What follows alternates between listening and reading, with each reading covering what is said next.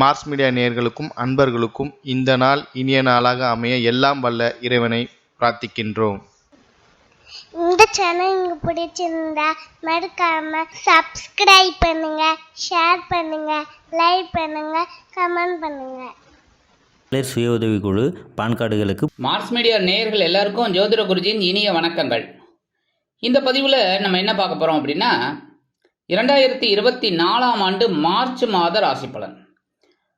அதுக்கு முதல்ல மார்ச் மாதத்தில் என்னென்ன பண்டிகைகள் இதெல்லாம் வருதுங்கிறத பற்றி பார்ப்போம். மார்ச் மாதம் 8ஆம் தேதி மகா சிவராத்திரி, ரொம்ப விசேஷமான ஒரு நாள். ஏன்னா எல்லா சிவராத்திரியை விட இந்த சிவராத்திரி உச்சிதம், பெரிய சிவராத்திரின்னு சொல்லக்கூடியது. அந்த வகையில் இந்த மகா சிவராத்திரி அன்னைக்கு சிவபெருமான் கோயிலுக்கு போயிட்டு எம்பெருமான் சிவபெருமானையும் பார்வதி தேவியும், அதாவது அங்கே இருக்கிற அம்பாள், அது என்ன நாமகரணமாக இருந்தாலும் பரவாயில்ல, அம்பாளையும் வணங்கிட்டு அன்னைக்கு பொழுது விரதம் இருக்கிறது ரொம்ப விசேஷம். அந்த நாள் ஃபுல்லாக அபிஷேகம் ஆராதனை நடந்துட்டு இருக்கும் கோவிலில், ரொம்ப விசேஷம். எல்லா சிவன் கோயில்லையும் இருக்கும். ஆகவே மார்ச் 8ஆம் தேதி சிவாலயம் போய் இந்த சிவராத்திரி அன்னைக்கு எம்பெருமான் சிவபெருமானையும் நந்தீஸ்வரரையும் நீங்கள் வணங்குறது ரொம்ப விசேஷமான பலன்களை உங்களுக்கு கொடுக்கும். அதே சமயம் மார்ச் மாதம் 14ஆம் தேதி காரடையா நோன்பு. காரடையா நோன்புங்கிறது இந்த சாவித்திரி விரதம், ரொம்ப விசேஷம். உங்களுக்கெல்லாம் நிறைய பேருக்கு தெரியும் சத்தியவான் சாவித்திரி. அந்த கதை தனி கதை. அதாவது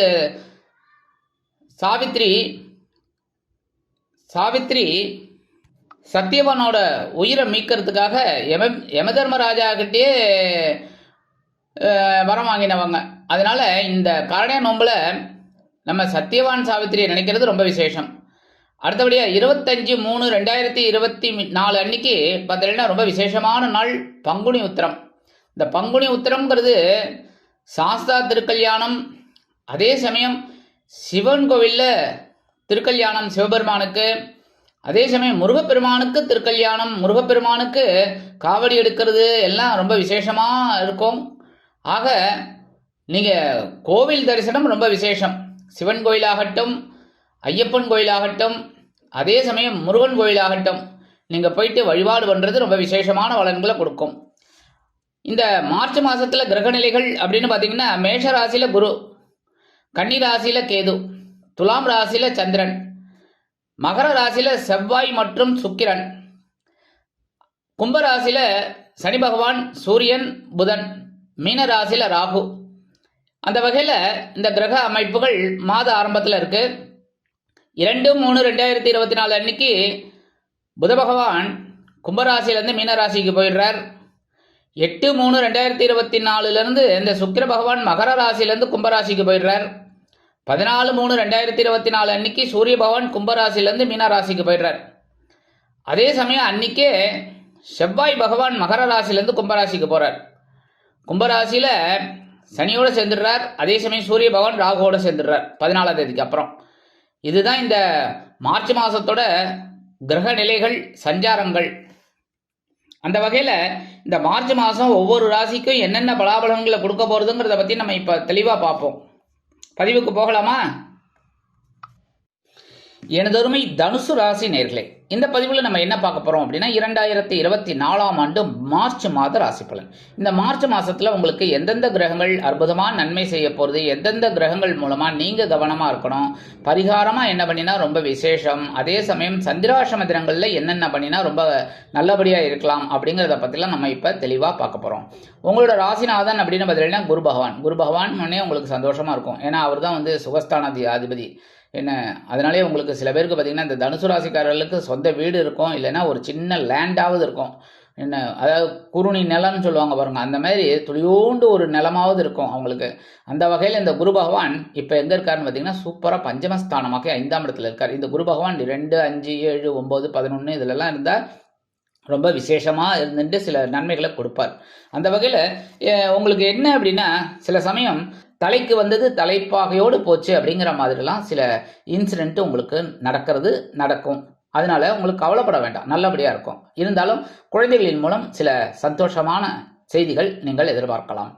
சில பேருக்கு புனித தலையாத்திரை செல்லக்கூடிய வாய்ப்புகள் உண்டாகும். சிலருக்கு குலதெய்வ பிரார்த்தனைகளை அருமையாக நிகழ்த்தி மகிழ்வீர்கள். எல்லா காரியத்திலையும் உங்களுக்கு வெற்றிகள் குவியும். இருந்தாலும் இந்த குரு பகவானோட பார்வை பலம் அப்படின்னு பார்த்தீங்கன்னா 5ஆம் பார்வையாக 9ஆம் இடமாகிய பாக்கியஸ்தானத்தை பார்க்குறார். அதனாலேயே தந்தையார் உங்களுக்கு ரொம்ப அனுகூலமாக இருப்பார். தந்தை வழி சொத்துக்கள் உங்கள் கைக்கு வரத்துக்கு வாய்ப்புகள் இருக்குது. சில பேருக்கு பார்த்தீங்கன்னா பூர்வீக சொத்துக்களில் இருந்து வந்த தடை தாமதங்கள் வில்லங்கங்கள் விலகும். எடுக்கிற காரியங்கள் உத்தியோகத்திலையும் சரி தொழில் வியாபாரத்திலையும் சரி நீங்கள் எடுக்கிற காரியங்கள் முயற்சிகள் வெற்றி அடையும். அடுத்தபடியாக 7ஆம் பார்வையாக உங்கள் லாபஸ்தானத்தை பார்க்கறதுனால உத்தியோகத்தில் முன்னேற்றம் அதிகரிக்கும். தொழில் வியாபாரம் நல்லபடியாக நடக்கும், லாபம் உண்டாகும். அடுத்தபடியாக தனது 9ஆம் பார்வையாக உங்கள் ஜென்மராசியை பார்க்கறதுனால மனசில் எவ்வளோ கவலைகள் கஷ்டங்கள் பிரச்சனைகள் இருந்தால் கூட சில நேரங்களில் சில தெளிவான சூழ்நிலை உங்களுக்கு அமையும்.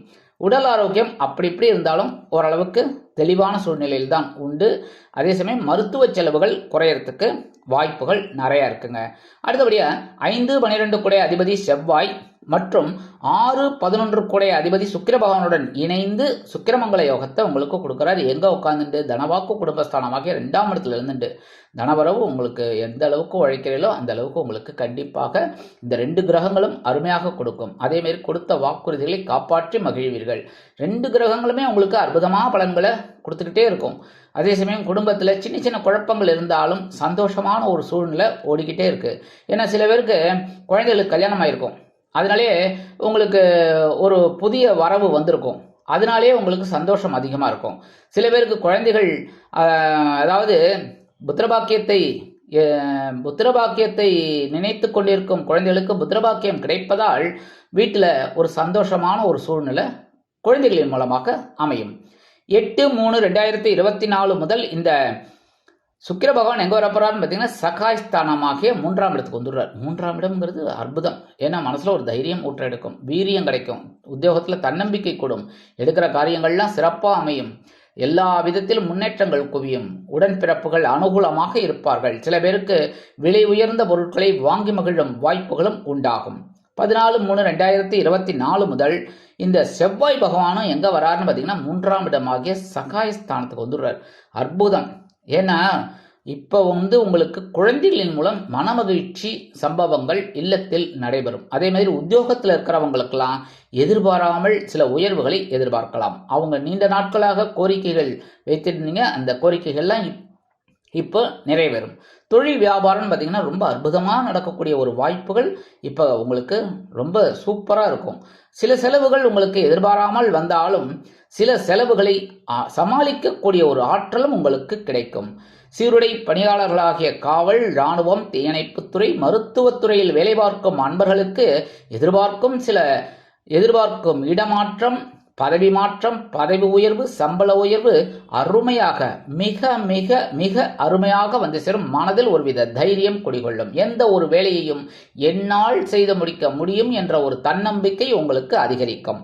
7, 10 குடை அதிபதி புதன், பாக்கியாதிபதி சூரிய பகவான், 2, 3 குடை அதிபதி சனீஸ்வர பகவான் எங்க இருக்காருன்னு பார்த்தீங்கன்னா சகாயஸ்தானமாகிய 3ஆம் இடத்துல அவங்க 3 பேருமே இருக்காங்க. அப்போ உங்களுக்கு தைரியத்துக்கு என்ன குறைச்சல்? ஏகப்பட்ட கிரகங்கள் சகாயஸ்தானமாகிய 3ஆம் இடத்துல இருந்தாலே மனசுல ஒரு தைரியம் இருக்கும். சில நேரங்களில் எதையோ எழுந்தது போன்று இருந்தாலும் சில நேரங்களில் பார்த்தீங்கன்னா அப்படி ஒரு பவர் உங்களுக்கு கண்டிப்பாக கிடைக்கும். இந்த புத பகவான் ஒரு நாள் தான் அங்கே இருக்கார். 2/3/2024 அவர் எங்கே வர்றாருன்னு பார்த்தீங்கன்னா சுகஸ்தானமாகிய 4ஆம் இடத்துக்கு வந்துடுறார். உறவுகள் பலமாக இருக்கும். உறவினர்கள் திடீரென உங்கள் இல்லம் தேடி வரலாம். அதுமாதிரி நண்பர்களின் வழியில் சில நன்மைகளை நீங்கள் எதிர்பார்க்கலாம். திடீரென வெளியூர் பிரயாணம் அல்லது வெளிநாட்டு பயணங்களை நீங்கள் எதிர்பார்க்கலாம். உத்தியோகத்தில் உயர்வுகள் காத்திருக்கு. சில பேருக்கு பொன்பொருள் ஆடை ஆபரண சேர்க்கை உண்டாகும். சிலருக்கு எதிர்பாராத சொத்து சேர்க்கை உண்டாகலாம். எடுக்கும் காரியங்கள் அற்புதமாக நிறைவேறும். பயண வாய்ப்புகளின் மூலம் உங்களுக்கு சில நன்மைகளை நீங்கள் எதிர்பார்க்கலாம். இந்த நேரத்தில் எழுத்து மற்றும் அச்சுத்துறையில் இருக்கும் நண்பர்களுக்கு பயணங்களின் மூலம் புதிய வாழ்வு கிடைக்கும். கல்வி பயிலும் மாணவிகள் கல்வியில் உற்சாகமாக செயலாற்றுவார்கள். 14/3/2024 முதல் இந்த சூரிய பகவான் எங்க வர்றாருன்னு பார்த்தீங்கன்னா சுகஸ்தானத்துக்கு வந்துடுறார். அவரும் வந்ததுனால உடல் ஆரோக்கியத்தில் கொஞ்சம் கவனமாக இருக்கணும். புதாதித்ய யோகம் இருக்குது, எல்லாம் இருந்தால் கூட நீங்கள் என்ன பண்ணணும் அப்படின்னா கவனமாக இருக்கணும். எந்த ஒரு விஷயத்தில் உத்தியோகத்துலேயும் கவனம் அவசியம். அதாவது மேலதிகாரிகள் உங்களுக்கு என்ன வேலை கொடுத்தாலோ அதை கரெக்டாக செய்யணும். சரியா? அதேமாரி அவங்கக்கிட்ட பகைமை உணர்வு வேண்டாம். அதேமாரி சக ஊழியர்களையும் கொஞ்சம் தட்டி கொடுத்து வேலை வாங்கிக்கங்க. தொழில் வியாபாரத்தில் பணியாளர்கள்ட்ட கொஞ்சம் கடுமையாக பேச வேண்டாம். கனிவாக பேசி அவங்கள்ட்ட என்ன வேலை வாங்கணுமோ வாங்கிக்கணும். சரியா? அதேமாரி கூட்டாளிகள்கிட்ட அனாவசியமான தர்க்கம் இதெல்லாம் கூடாது. இந்த மாதிரிலாம் இருந்தாலே உங்களுக்கு சூரிய பகவான் ஓரளவுக்கு அனுகூலமாக இருப்பார். இருந்தாலும் உடல் ஆரோக்கியத்தில் சிறப்பு அக்கறை எடுத்துக்கங்க. உணவு கட்டுப்பாடு கண்டிப்பாக தேவைப்படும். சாயா கிரகமான கேது பகவான் எங்கே இருக்காருன்னு பார்த்தீங்கன்னா ஜீவனஸ்தானத்தில் இருக்கார். 10ஆம் இடம் அப்படிங்கிறதுனால நீங்கள் பரபரப்பாக இருக்கணும். உத்தியோகத்தில் தொழில் வியாபாரத்தில் ரொம்ப சுறுசுறுப்பாக இருக்கணும். அப்போ தான் லாபம் கிடைக்கும். ஏன்னா அதுக்கெல்லாம் ஒரு ஞானக்காரகன் ஒரு படிப்பினையை கொடுப்பார். அதாவது நீங்கள் கொஞ்சம் லேசியாக இருந்தீங்க உத்தியோகத்தில் அப்படின்னா நீங்கள் எதிர்பார்க்குற அந்த உயர்வுகள் வரத்துக்கு தடை தாமதங்கள் உண்டாகலாம். அதனாலே நீங்கள் கொஞ்சம் பரபரப்பாக இருந்து எல்லா வேலைகளையும் செஞ்சீர்கள் அப்படின்னா கண்டிப்பாக உங்களுக்கு உயர்வுகளை இந்த கேது பகவான் கொடுப்பார். அதேமாதிரி தொழில் வியாபாரத்தில் நீங்கள் சுறுசுறுப்பாக இருக்கணும். கொஞ்சம் லேசியாக சரி இன்னைக்கு பார்க்கலாம், நம்ம போக வேண்டாம், நாளைக்கு பார்த்துக்கலாம் அப்படின்னு நினச்சிங்க அப்படின்னா உங்களுக்கு சில படிப்பினைகளை இந்த கேது பகவான் கொடுப்பார். அதனாலே நீங்கள் உங்களுக்கு கொஞ்சம் சில குழப்பங்கள்லாம் வரலாம். அப்படிங்கிறதுனால சுறுசுறுப்பாக இருந்தீங்க அப்படின்னா கேது பகவான் உங்களுக்கு ரொம்ப அனுகூலமாக இருப்பார். ராகு பகவான் சுகஸ்தானமாகிய 4ஆம் இடத்துல இருக்கார். 4ஆம் இடம் அப்படிங்கும்போது அவரும் அதே மாதிரி தான். கொஞ்சம் நீங்கள் உடல் ஆரோக்கியத்தில் ரொம்ப அக்கறை எடுத்துக்கிறது நல்லது. உறவினர்கள்ட்ட தேவையில்லாத குழப்பமெல்லாம் வேண்டாம். அதேமாரி தாயாரின் உடல் ஆரோக்கியத்தில் கவனமாக இருக்கிறது ரொம்ப நல்லதுங்க. இருந்தாலும் 14/3/2024 இந்த சூரிய பகவானும் ராகு பகவானோட சேர்ந்துட்டு சுகஸ்தானத்தில் உட்காந்துக்கிறாங்க. 2 பேரும் சேர்றது அவ்வளவு நல்லதல்ல. அதனாலே தாய் வழி உறவுகள் மூலமாக சில குழப்பங்கள் உண்டாகும். அதனால் அவங்கக்கிட்ட கொஞ்சம் அனுசரித்து போகிறது, பேசுகிற வார்த்தையில் கொஞ்சம் நிதானத்தை கடைப்பிடிக்கிறது, உடல் ஆரோக்கியத்தில் கவனமாக இருக்கிறது, மற்றபடி உறவினர்கள்ட்ட தேவையில்லாத குதர்க்கமான பேச்சுக்களை தவிர்ப்பது எல்லாத்தையும் நீங்கள் அந்த மாதிரி பண்ணிங்கன்னா நல்லது. அதேமாரி இந்த வெளியூர் அல்லது வெளிநாட்டு பயணம் அப்படிங்கும்போது நீங்கள் ரொம்ப கவனமாக இருக்கிறது ரொம்ப நல்லது. அதே சமயம் வெளிநாடு அல்லது வெளியூரில் போயிட்டு படிக்கணும்னு நினைக்கிற குழந்தைகள், உத்தியோகம் பார்க்கணும்னு நினைக்கிறவங்களுக்கெல்லாம் இது அற்புதமான நேரம். அதெல்லாம் உபயோகப்படுத்திக்கலாம். சின்ன அளவில் தடை தாமதங்கள் இருந்தாலும் உங்களுக்கு அனுகூலமாக அமையும். இந்த மாதம் சந்திராஷ்டம தினங்கள் அப்படின்னு பார்த்தீங்கன்னா 19/3/2024, 20/3/2024, 21/3/2024 இந்த 3 தினங்களில் நீங்கள் எச்சரிக்கையாகவும் பொறுமையாகவும் நிதானமாகவும் கவனமாகவும் நடந்து கொண்டீர்கள் என்றால் கண்டிப்பாக நன்மைகளை நீங்கள் எதிர்பார்க்கலாம். எம்பெருமான் விநாயக பெருமானுக்கு இந்த சந்திராஷ்டம தினத்தும் போது நீங்கள் நெய் தீபம் ஏற்றி வழிபாடு பண்ணிட்டு வாங்க. உங்கள் மனசில் இருக்கிற குறைகள்லாம் தீரும். சந்திராஷ்டம தினங்களினால் வரக்கூடிய சிரமங்கள் சற்று குறையும். சரி, பரிகாரமாக என்ன பண்ணினா ரொம்ப விசேஷம் அப்படின்னு பார்த்தீங்கன்னா கண்டிப்பாக நீங்கள் சூரிய வழிபாடு பண்ணணும். சூரிய வழிபாடு பண்ண இந்த சூரிய பகவான் உங்களுக்கு அனுகூலமாக இருப்பார். அவர் மூலமாக உங்களோட உடல் ஆரோக்கியம் சிறப்பாக இருக்கும். சில நேரங்களில் மனசில் ஒரு தைரியம் கிடைக்கும். அதே சமயம் ஆதித்ய ஹிருதயம் தெரிஞ்சால் தாராளமாக சொல்லலாம். சொல்ல உங்களுக்கு ஒரு பெரிய ஒரு வீரியம் கிடைக்கும். மனசில் ஒரு தெம்பு வரும். அதேமாதிரி சில வேலைகளை நம்ம எடுத்து போட்டுன்னு செய்யலாம், நம்மளால் முடியும் அப்படிங்கிற ஒரு எண்ணம் உங்களுக்கு வரும். உத்தியோகத்துலேயும் சரி, தொழில் வியாபாரத்துலேயும் சரி. அதேமாரி குடும்பத்தில் குழப்பங்கள் குறையும். முதல்ல குடும்பம் நல்லா இருந்தால் தான் நமக்கு நல்லது. ஏன்னா குடும்பத்தில் ஏகப்பட்ட சண்டையை வச்சுக்கிட்டு நீங்கள் உத்தியோகம் போனாலும் கஷ்டம், தொழில் வியாபாரத்துக்கு போனாலும் கஷ்டம். ஏன்னா அந்த கோபத்தை அந்த தாபத்தை நீங்கள் யார்கிட்ட காமிக்க முடியும்? உங்ககிட்ட வேலை செய்கிறவங்கள்ட்ட காமிப்பீங்க. அதேமாதிரி உத்தியோகத்தில் உங்கள் கூட வேலை பார்க்குறவங்கள்ட்ட காமிப்பீங்க. அது பெரிய பிரச்சனையை கொண்டு வரும். அதனால் குடும்பம் நன்னா இருக்கணும், அமைதியாக இருக்கணும் அப்படின்னா நீங்கள் சூரிய வழிபாடு பண்ணிட்டு ஆதித்ய ஹிருதயம் சொல்லிட்டு வர்றது ரொம்ப விசேஷம். அதே சமயம் இந்த ராகு கேது பிரீத்திக்காக நீங்கள் புற்றுக்கோயில் போயிட்டு வர்றது நல்லது. இதை நான் எப்போவுமே ஸ்ட்ரெஸ் பண்ணி தான் சொல்லுவேன். ஏன்னா நீங்களாம் நல்லா இருக்கணும் அப்படிங்கிறதுக்காக தான். என்னடா அது மாதம் இப்படி சொல்கிறாரே அப்படின்னு நினைக்கக்கூடாது. உங்களோட நல்லதுக்காக தான் நான் சொல்கிறேன். சரியா? நீங்கள் செவ்வாய்க்கிழமை, வெள்ளிக்கிழமை, ஞாயிற்றுக்கிழமை 3 நாளும் போகிறது ரொம்ப விசேஷம். உங்கள் மனசில் இருக்கிற குறைகள் தீரும். அப்படி இல்லைன்னா ஒரே ஒரு நாளாவது தாராளமாக போயிட்டு ஒரு 5 நிமிஷம் நின்று அம்பாளை தரிசனம் பண்ணிட்டு அந்த புற்று கோயில் பக்கத்தில் இருக்கிற அந்த நாகர் விக்கிரகத்தை வழிபாடு பண்ணிட்டு வாங்கோ.